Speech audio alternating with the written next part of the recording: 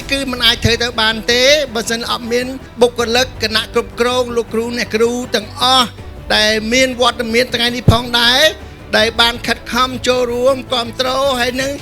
បរិច្ចាគគ្រប់ពេលវេលាទាំងអស់ទាំងកលកាយចិត្តសម្រាប់សាលាយើងទាំងអស់គ្នាកម្មវិធី Rise to 20 Concert for a Cause គឺដើម្បីរៃអង្គាសថវិកាទាំងអស់នេះយើងនឹងបញ្ជូនទៅ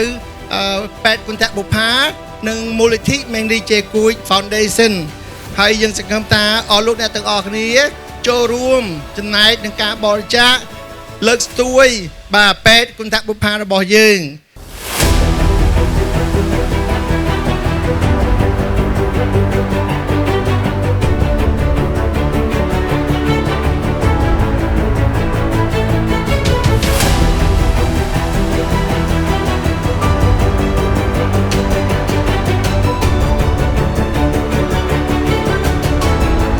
Rise to 20